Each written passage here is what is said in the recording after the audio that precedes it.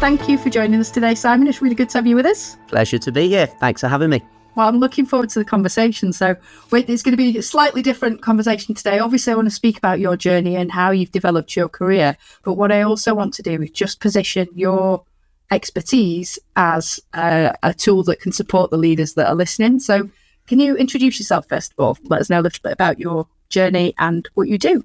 Yeah, good question. I started out, Amy, as a professional footballer for a very, very short period of time. I wasn't good enough, unfortunately, but my mindset was set quite early around I enjoyed reaching for performance and looking at how can you do things better. And that really took me through, a journey of a degree in sports and exercise.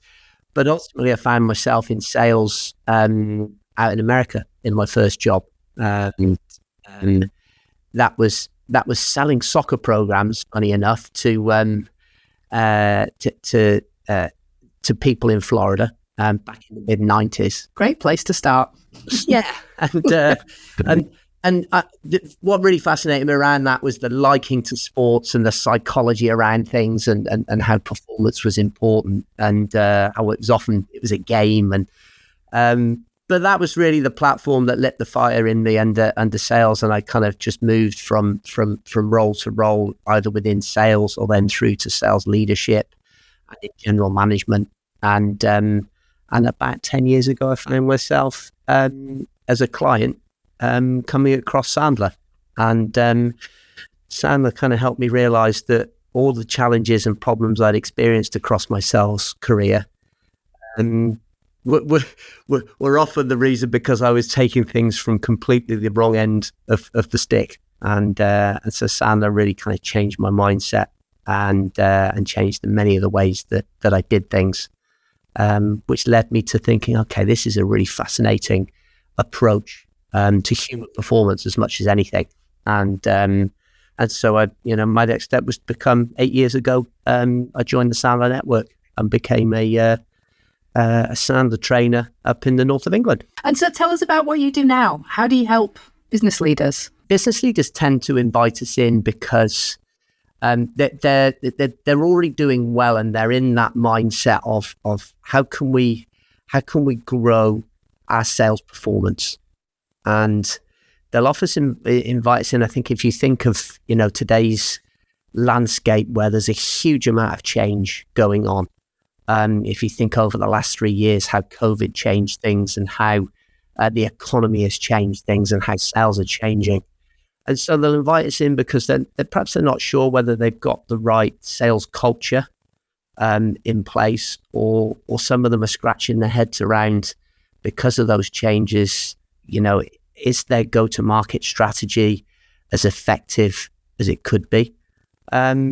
Or for others, they've got those two things in place, but they're just not quite sure whether the people that have taken them this far are the people who are going to execute this strategy and fit this culture going forward. So, as a wider umbrella, we get invited in either in consulting or in a training or in a coaching to look at what's going on and help them really transform. We use the word transform rather than just a short engagement. We're looking for companies who want to transform their sales. And how have you seen the sales process change recently? Because business over the last, it's always changing, isn't it? We never stand still. But over the last 3 or 4 years, business has changed phenomenally from remote, the paradigms that are happening in terms of the generations in the workforce. How are you seeing the sales process change? There's many different areas, aren't there? I think, technology is of course at the forefront of a lot of people's minds, and AI and all that side of things. And so a big, some are very fearful of that. There's a big adaptation going on around that creates a skills gap, because, some are very skilled in that, some aren't. So there's a big skills gap from that perspective. There's also some, external factors. Things like interest rates have changed. We've had an economic, some people want to call it a crisis, if you like. that's changing the way that buyers are looking at things and looking at opportunities. Naturally, everything has to have a big impact because money is being scrutinized in many companies. And also, I think the way that people buy is changing too. I think they're involving more people because of some of those things. And so, yeah, the salesperson, if I go back to the beginning of my journey, Amy, we're given a list of people and you give them a call and you have a meeting and you make a note and then you have another meeting and you close a sale. And I think that some of the simplicity is still there, but I think there are a lot more complexities that sales leaders have to juggle and have to allocate their time very carefully. Otherwise, we can become very, very busy and not achieve very much. So it's difficult out there. I think the sales leader's role, we believe, is probably the most difficult role in any company. So it's I think it's an interesting time. Is that it's the most difficult role because of it's such an obvious interface with the customer, or because it's changing, or because there are so many different types of buyer behaviors now? Yeah, good question. I think all of the above. All of the above, I think. And add with that, I think the sales leader's role, there's nowhere to hide, right?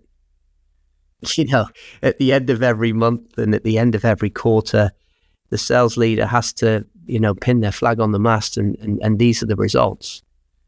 And so that short-term drive for results, sometimes a little bit like football managers, right? That short-term drive for results sometimes undermines what the right thing to do for the long-term strategy is. And sometimes patience for those results, this is why it takes great leadership from the top, to focus around performance rather than results is a brave thing to do. But we see evidence across this that companies focus on performance rather than outcomes because they can control the performance, tend to far outperform companies who just live month to month, quarter to quarter, and just manage by results. There's a clear difference between the cultures and the results of companies who are brave enough and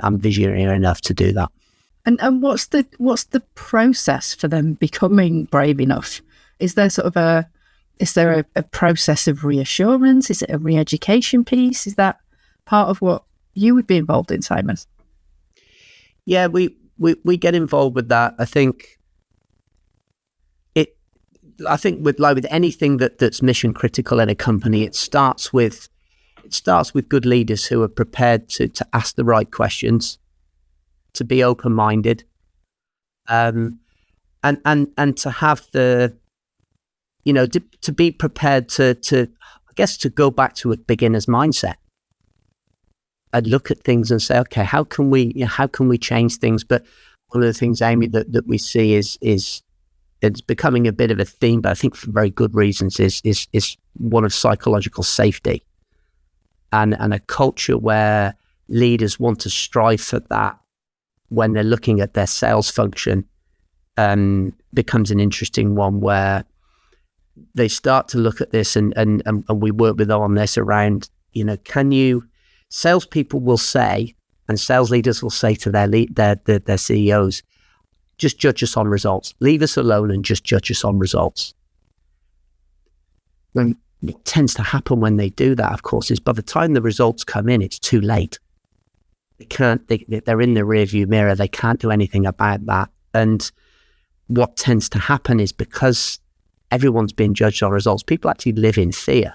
They live month to month, quarter to quarter, and so they'll do anything they can to get the deals over the line.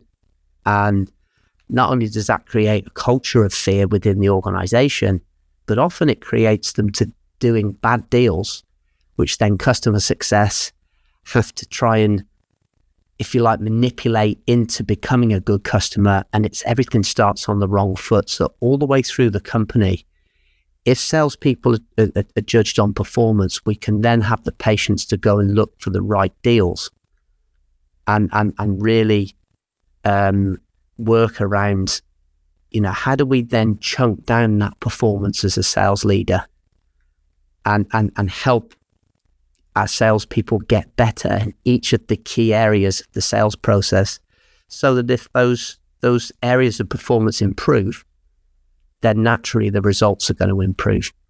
And of course, salespeople are then much more in control of their own destiny each day, each month, each quarter, because all they need to do is get better at performance in each of those small areas, and they're going to start to see the results coming through. How can leaders become brave enough to lean into looking at performance over results? It is a shift, and it's a natural tendency that results are always going to be there. And don't misunderstand. I think results are always important. They're always the ultimate lagging indicator for whether we're doing the right things. But understanding that we can't control the results. We can only control our behaviors and our performance. And so when we can move away from results, because results create fear. Salespeople live in fear. As soon as they hit this month's target, day one of next month, now they're in fear again because they've been on that outcome. And so when good sales leaders start to look at performance, just like we do in sports, and they break it down into the key performance areas that we know if we impact those key performance areas, we'll deliver results. Good sales leaders can then firstly help the salespeople recognize those and simplify those. And then it becomes about coaching, about practice, about training, about accountability, and about rewarding performance as opposed to just rewarding results. So when commission structures, for example, have started to shift toward performance-based commission structures, yes, results are still rewarded, of course they are. When there's proper praise and proper growth recognized in growth of performance, we really start to see sales teams, just like we see sports teams, really start to shift and start to play with freedom without fear. And when a salesperson plays with freedom in front of a prospect, they have much richer conversations. They're prepared to disqualify them because they're not right. The relationships get stronger. They get deeper into understanding what that prospect really needs, so that when they become a client, that relationship then extends into long-term clients as opposed to transactional quick win clients. So the whole bottom line of the company starts to shift and change. It's much more sustainable that way as well, isn't it? You're not sort of hunting, you're farming as well as hunting. Yeah. The hardest thing to do is to go and win. It's much more expensive to go and win a new client rather than to keep and grow an existing one.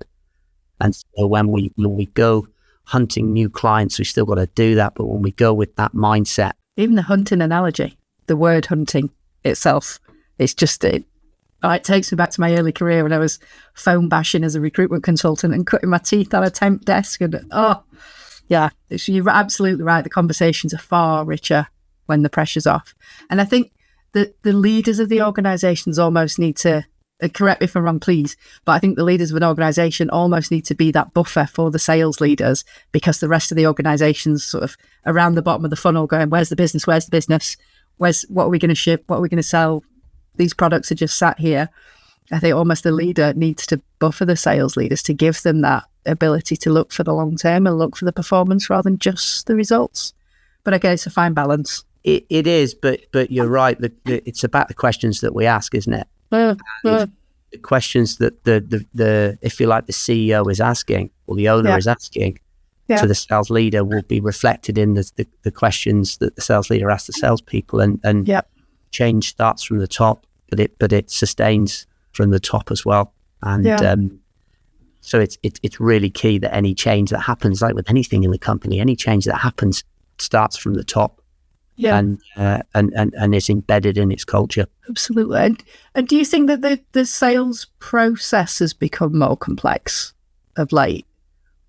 In terms of, and what I mean by that is in terms of, it feels as though marketing is playing a massive role now with the advent.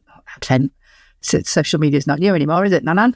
But in terms of the introduction of social media, people are becoming much more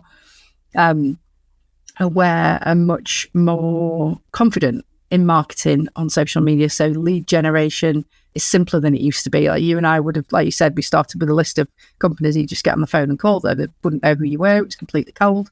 But marketing seems to be much more prevalent these days.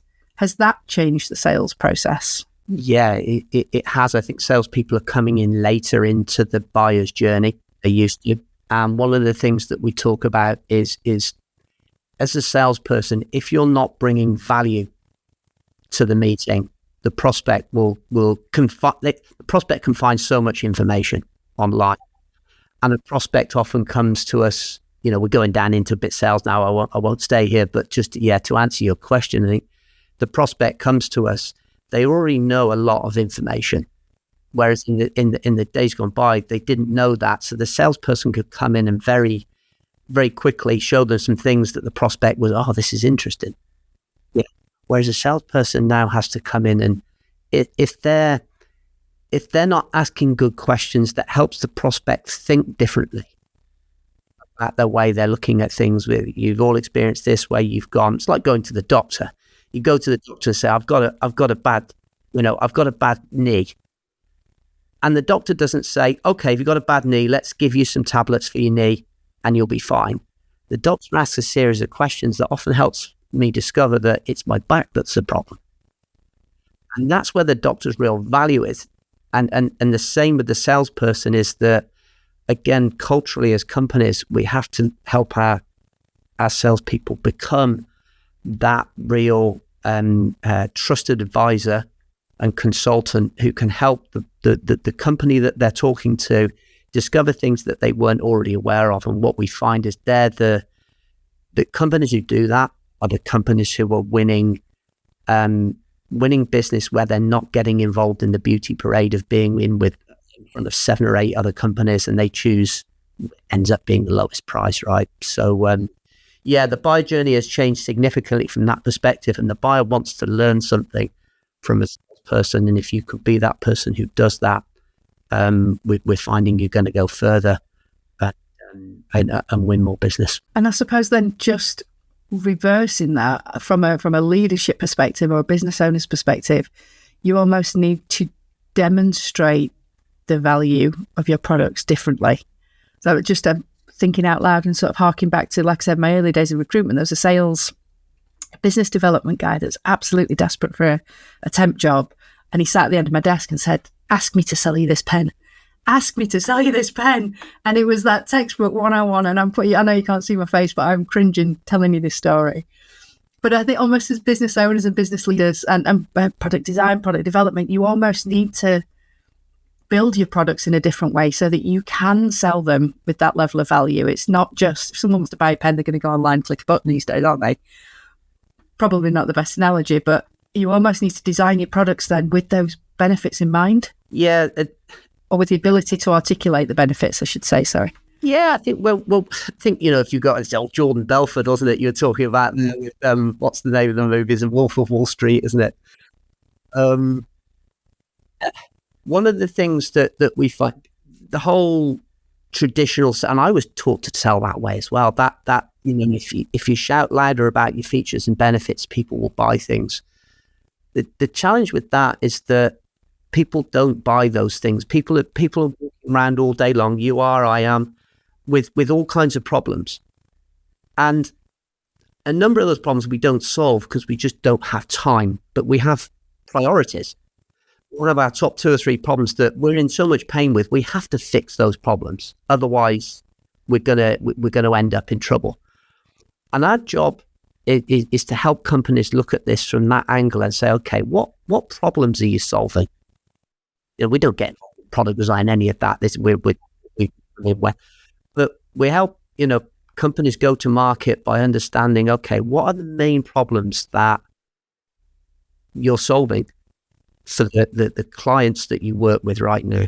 And how can you continue to solve those problems for other companies out there? What impact does it have on those companies when you solve those problems in terms of bottom line or in terms of team turnover or whatever those things might be? And what are the personal impacts for the people involved day to day? And what we find is when companies, sales teams that we work with go in on that approach, they meet people where they are rather than where they want them to be. And when we meet people where they are who come to those meetings and say, man, we were just talking about that in a board meeting today, there's a very quick bonding and a very quick realization that, okay, we need to deepen the discussion. Yeah.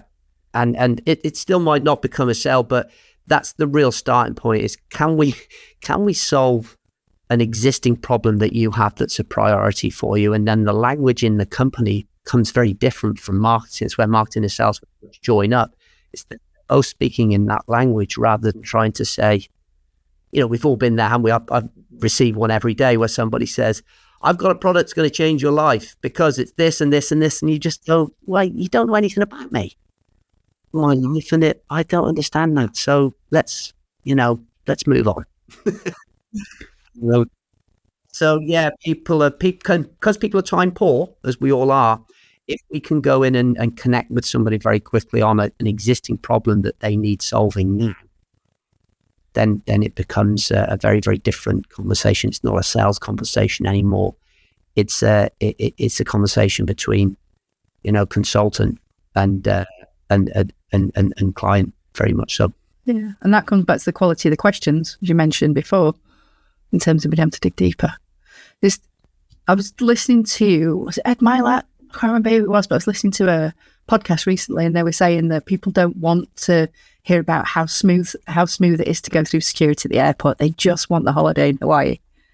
Sell them the holiday in Hawaii. Don't tell them the nuts and bolts. Don't tell them how easy it's going to be to get there. Sell them what they're actually looking for. And that was quite an interesting distinction. Yeah, people want to know where this is going to take them.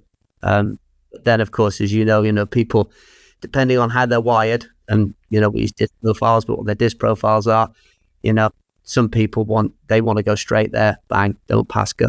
Others want to know how the airport security is going to work on the way there, right? So we have to consider all those different things. But I think it's a good analogy. It's fascinating. People are fascinating, aren't they, generally speaking? And so thinking about Sandler then, if organisations with the audience of the human CEO, typically it's either future leaders or people that lead in organisations at the moment, have an interest in leadership, and obviously these type of topics are really powerful for them.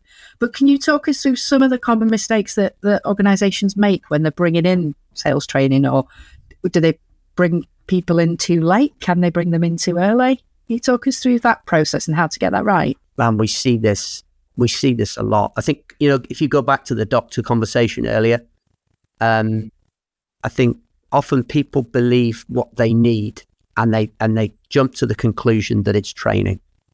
So they for example, a sales one, they might say, we're struggling with closing, we're struggling with negotiations, and we're struggling with getting too many discounts on price. So we have to have 3 training modules delivered around that to give our people the skills to do that. Sounds kind of common sense, doesn't it? But what we know from experience is that, people jump to training much too quickly. Rather than train on these themes, we want to find out first, they're the symptoms, they're the things we can see. What are the causes behind that?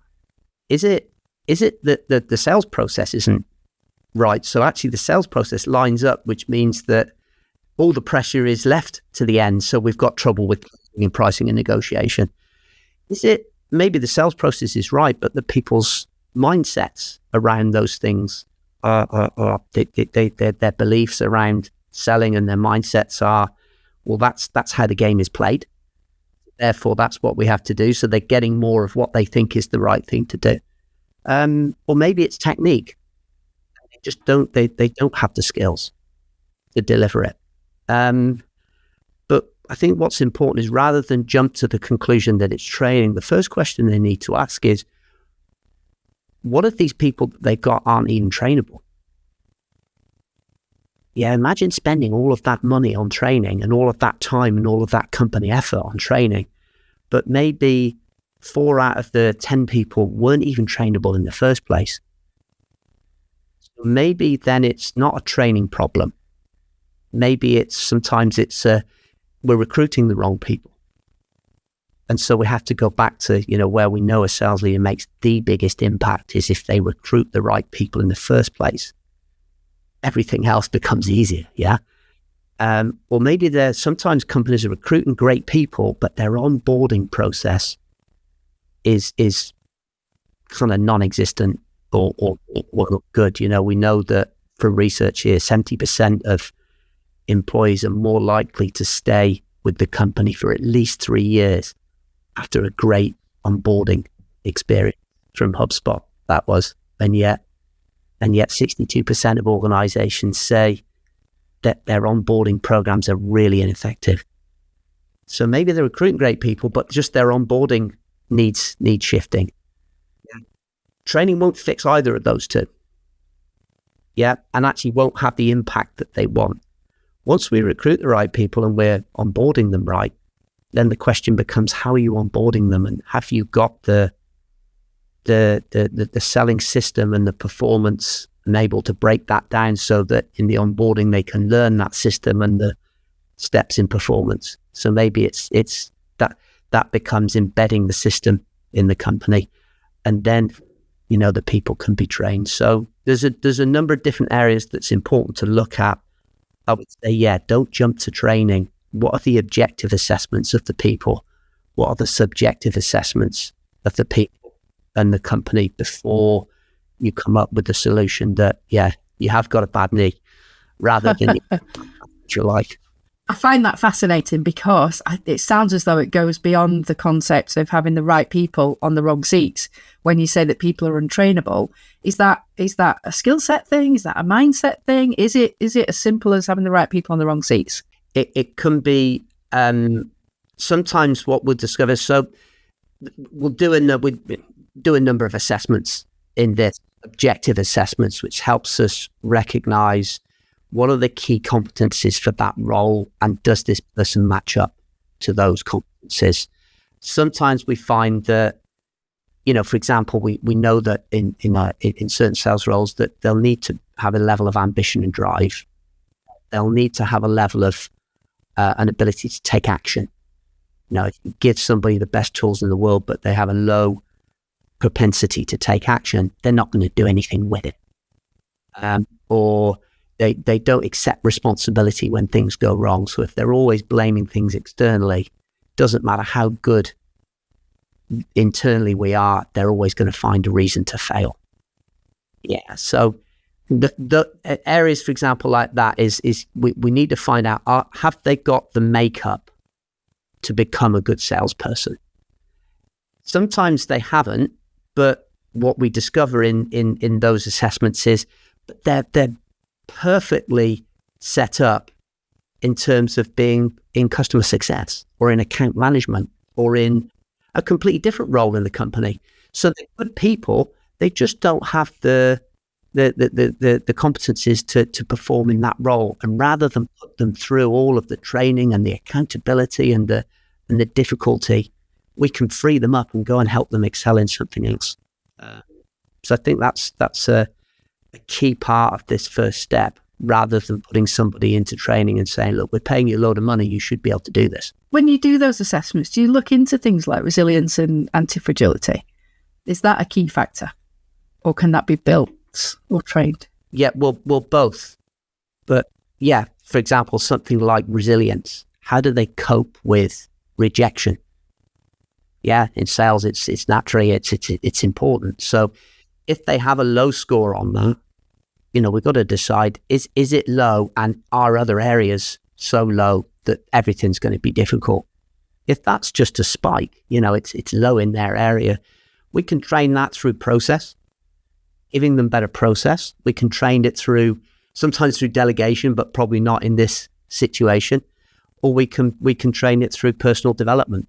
But equally, rather than just training them on the skill of handling the objection, that's not the problem, is it? It's what's underneath is that they struggle with that resilience of being told no. And so they therefore maybe ignore it, because not getting a no and getting a think it over is better than having to face up to what they want to face. So we have to really get into the area that is causing the problem rather than what's up on the surface. And what are the evolving trends? What are you seeing coming down the line in terms of either new generations coming into the sales function or changes in the sales cycle? What are the evolving trends? What should leaders be on the lookout for?